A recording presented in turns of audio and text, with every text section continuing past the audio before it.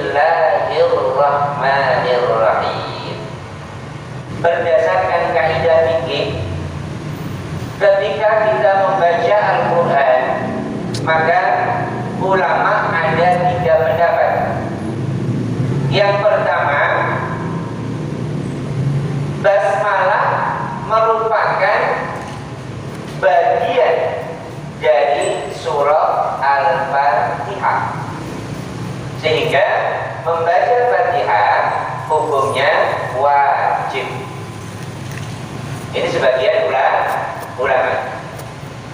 Jadi yang pertama, secara fikih, bahwa membaca basmalah hukumnya wajib. Di mana itu? Pada surah Al-Fatihah.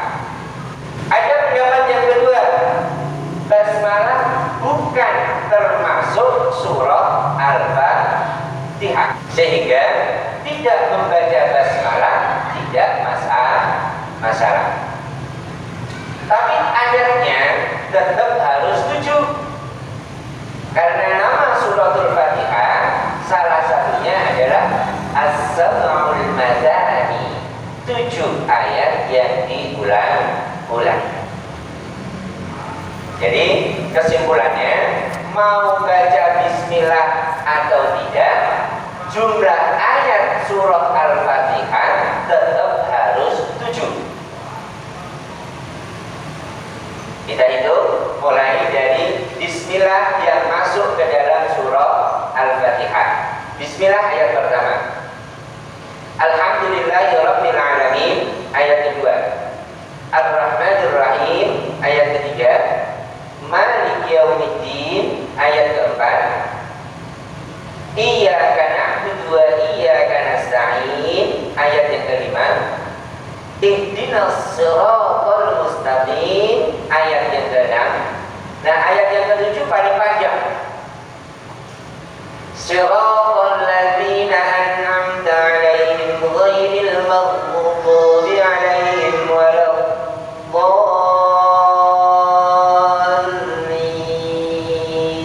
Ayat yang ketujuh.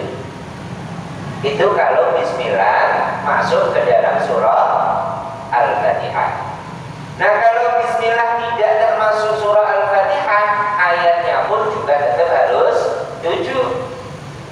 Ayat pertama, Alhamdulillahirabbil alamin Ar-Rahmanir-Rahim. Yang kedua. Yang ketiga, Maliki yaumiddin. Yang keempat, Iyyaka na'budu wa iyyaka nasta'in. Yang kelima, Ihdinas siratal mustaqim. Yang keenam, Siratal ladzina an'amta 'alaihim. Ayat yang keenam. Ayat ketujuhnya, Ghairil maghdubi 'alaihim waladdallin. Jadi sama-sama tuh 7. Sehingga jangan menjadi sebuah permasalahan apabila ada imam yang tidak terdengar membaca basmalah. Tapi ingat, lihat kondisi makmumnya. Sopir yang baik adalah yang bisa memahami kondisi penumpang. Kita sudah dicontohkan bagaimana Syekh Abdul Rahman As-Sudais, imam besar Masjidil Haram. Beliau tidak membaca bismillah. Ketika beliau kondisi imam di Masjidil Haram, beliau tidak baca bismillah ketika membaca surah Fatihah. Tapi kita lihat ketika beliau berkunjung ke Indonesia, karena Indonesia lebih banyak mazhabnya mengikuti mazhab Syafi'i yang berpendapat bahwa bismillah termasuk ayat dari surah Al-Fatihah, beliau pun membaca bismillah ketika imam sholat. Itu imam yang baik. Demikian pula yang lainnya.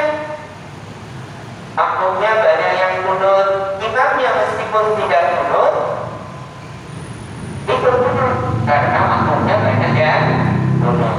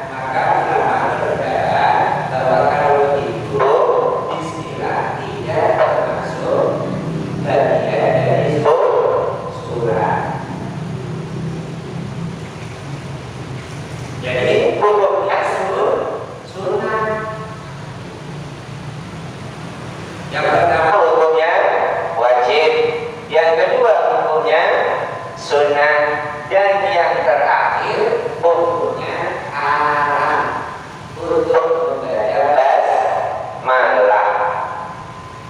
Jadi nggak boleh baca bismillah. Pada surat apa itu? Pada surat At-Taubah atau surat Baroah di pertengahan juz 11. Di akhir juz 10 termasuk awal juz 11 yang tadiluna itu termasuk surah At-Taubah. Betul ya saja. Akhir juz 10 dan awal juz 11 itu surah At-Taubah atau surat Baroah. Di situ hanya ada a'udzu billahi samii'il 'aliim minasyaitonir rajim. Atau cukup membaca a'udzu billahi minasyaitonir rajim. Pertanyaannya, kenapa pada surat Baroah ulama qurra berpendapat haram membaca basmalah?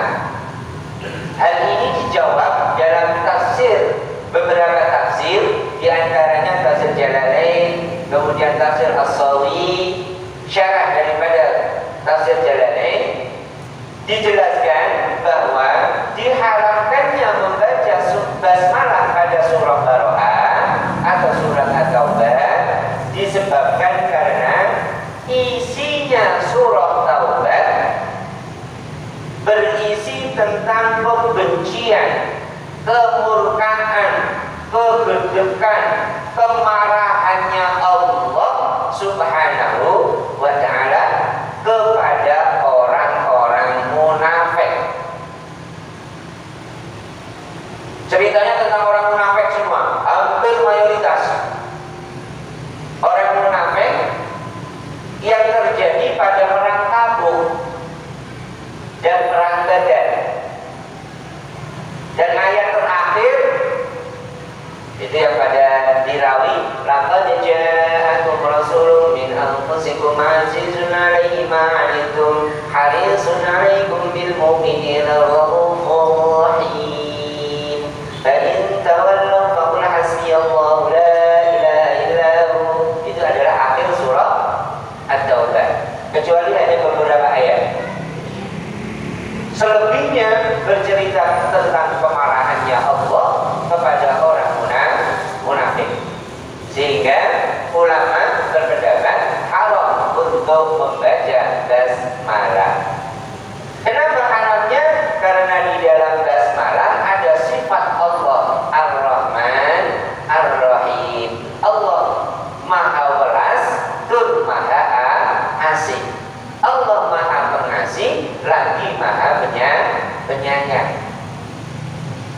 Kalau Allah Maha Pengasih dan lagi Maha Penyayang, lalu isinya tentang kemurkaan dan kemarahan, kan tidak nyambung.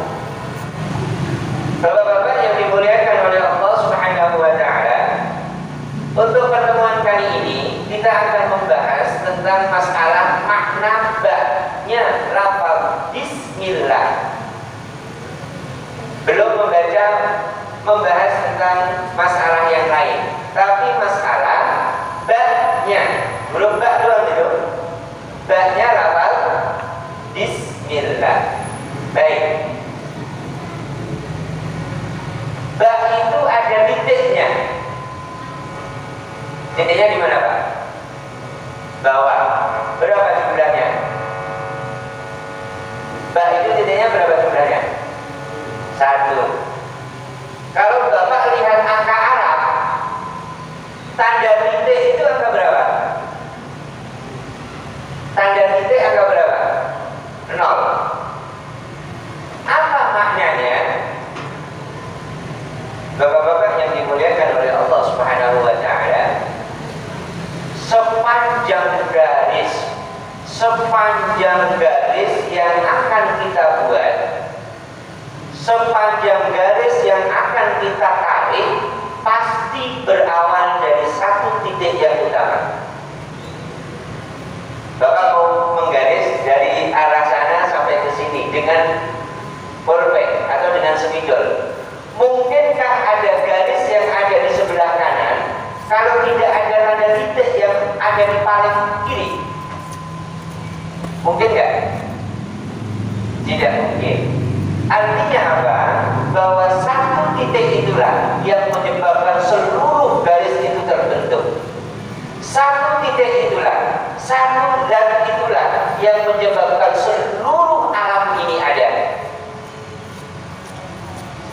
Yang ini kemudian disebut sebagai wajibul wujud. Zat yang wajib adanya. Siapa itu? Allah Subhanahu wa ta'ala. Yang la mawjuda illallah, yang tidak ada yang wujud kecuali Allah. Yang la ma'buda illallah, yang tidak ada yang layak disembah kecuali Allah.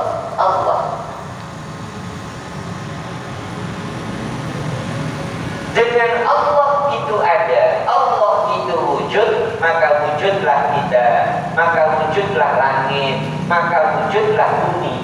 Itu sebagai tanda-tanda kebesarannya Allah, atau dari akli. Allah ada. Allah wujud. Makanya sifat Allah yang pertama sifat wujud. Wujud kita baqa mukhalafatul hawadith qiyamu bi nafsihi wahdaniyah dan seterusnya. Sifat yang pertama adalah wujud. Kalau dalam pelajaran tauhid, sifat Allah yang 20 itu terbagi menjadi beberapa bagian. Ada nafsiyah, ada salbiyah, ada ma'ani, ada ma'nawiyah. Nafsiyah hanya satu, yaitu wujud. Zatnya Allah hanya satu. Bapak-bapak yang dimuliakan oleh Allah Subhanahu wa ta'ala, saya tidak akan lanjutkan ini sampai akhir. Saya putus sampai di situ. Ba'nya lafaz Allah merupakan dalil tentang wajib adanya Allah Subhanahu wa ta'ala. Yang kedua, titik tersebut kalau dalam angka Arab adalah angka 0. 0 itu sama dengan tidak ada. Kalau kita mau menghadap kepada Allah, kalau kita ingin diterima amal ibadahnya oleh Allah Subhanahu wa ta'ala, maka nolkan diri kita. Nolkan diri kita. Jangan bawa-bawa pangkat. Masuk masjid jangan bawa-bawa jabatan. Masuk ke masjid jangan bawa-bawa ilmu. Masuk ke masjid mau ibadah, mau sholat, jangan bawa-bawa pemiteran. Masuk ke masjid jangan bawa-bawa harta. Karena kita nol, kita itu tidak ada. Kita bisa, kita ngerti, itu pun yang memberikan Allah. Kita sehat, yang memberi pun juga Allah. Kita perjalanan dari kantor menuju ke rumah, atau dari rumah menuju ke tempat kerjaan, dan pulang kembali ke rumah, bisa selamat, itu pun yang memberikan keselamatan adalah Allah. Jangan bawa-bawa harta. Ketika masuk ke masjid, wah, sarung saya merek Gajah Nongkrong misalnya. Bukan gajah duduk lagi, tapi gajah nongkrong. Karena sudah di luar kelaziman, harganya lebih tinggi, begitu ya. Atau misalnya dengan bangganya jalan menggunakan sarung merek tertentu yang harganya di atas 1 juta. Atau ketika ke masjid, masuk ke masjid dengan bangganya menggunakan jam yang harganya di atas 5 jutaan, 10 juta. Ketika kita mau beribadah kepada Allah, maka nolkan diri kita, karena kita bukan siapa-siapa. Di perusahaan Bapak boleh supervisor, di perusahaan Bapak boleh direktur, di perusahaan Bapak boleh manajer. Tapi ketika sudah masuk masjid, jangan bawa manajeran Bapak, jangan bawa direkturan Bapak, jangan bawa pangkat yang Bapak sandang. Seorang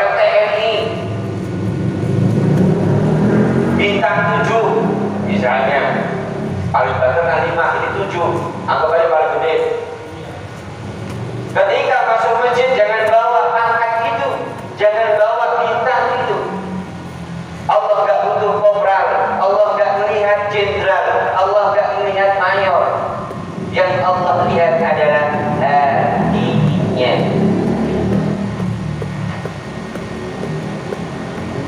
Ketika sholat jangan bawa-bawa ilmu, karena ilmu itu yang memberikan Allah.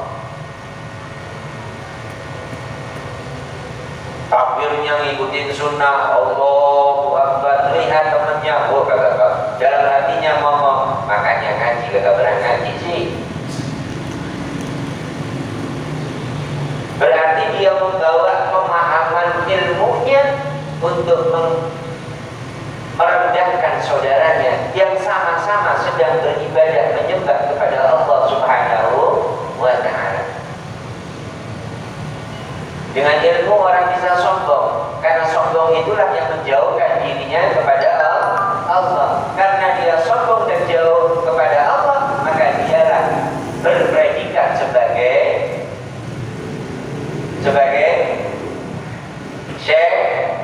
syaitan. Itu titiknya bak. Masih ada beberapa menit lagi.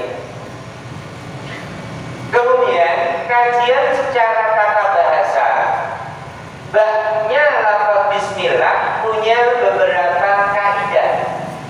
Yang pertama, baknya lafaz bismillah memiliki makna lil isti'anah. Baknya memiliki makna lil isti'anah. Bak itu macam-macam. Ada bak lil isti'anah karena pertolongan.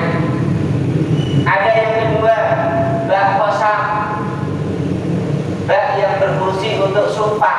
Contoh, billahi, wallahi, tallahi. Billahi baknya punya makna lil qasam. Ada bak liziyadah.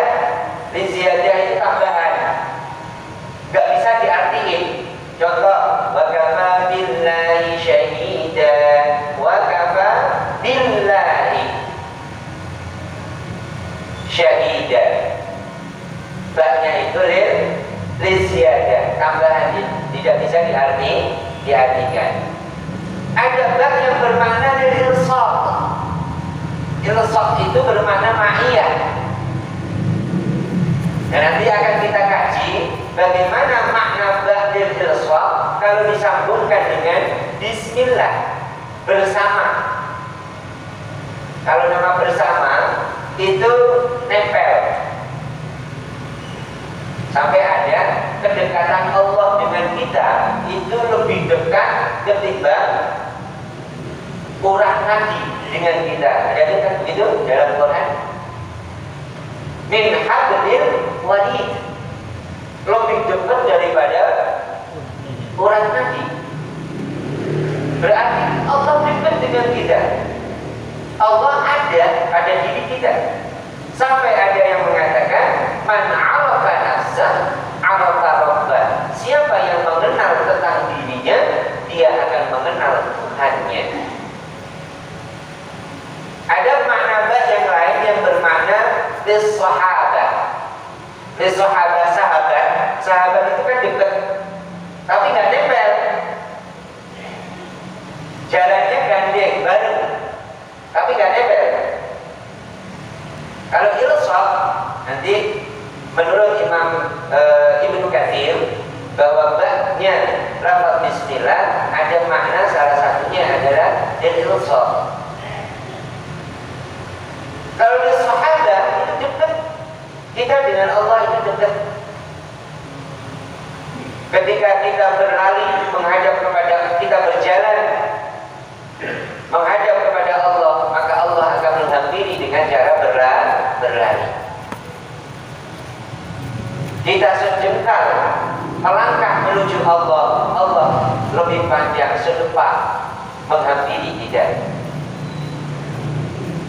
Oleh karena itu, wasari'u ila maghfiratin min rabbikum, bergegaslah kalian memohon ampun kepada Allah.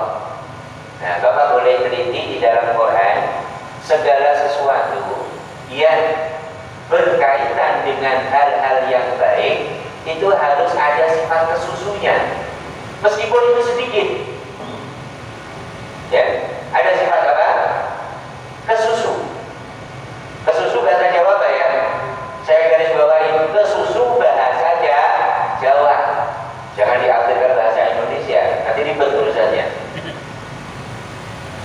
Ya, roh kesusu itu Pak.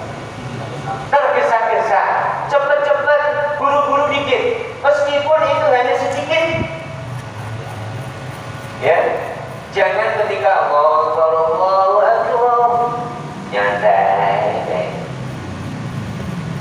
Tapi kemudian ada HP bunyi, begitu nggak Pak? Begitu nggak tuh? Ditanya istri cepat-cepat. Giliran waktu taklim, pengajian mingguan di RT, pengajian di masjid, telat-telat dikit gak apa-apa ya. Allah yang mencatat adalah niatnya, yang penting udah dapat pahala niat. Bukan begitu maksudnya. Minimal ada tergesa-gesa sedikit, seperti jalan cepat sedikit gitu, meskipun nanti santai. Sebagai bukti bahwa kita bersungguh-sungguh mendatangi panggilan Allah. Makanya kalimatnya adalah wasari'u, bergegaslah, bersegeralah. Itu saja yang dapat kita pelajari. Insyaallah minggu bulan yang akan datang akan kita lanjutkan tentang Bismillah atau Bismillah.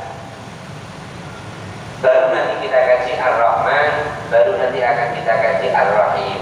Mudah-mudahan Allah panjangkan umur kita sehingga kita bisa terus memanfaatkan, memaksimalkan umur yang tersisa pada kita, waktu yang ada pada kita untuk kita kembalikan kepada Allah Subhanahu wa ta'ala.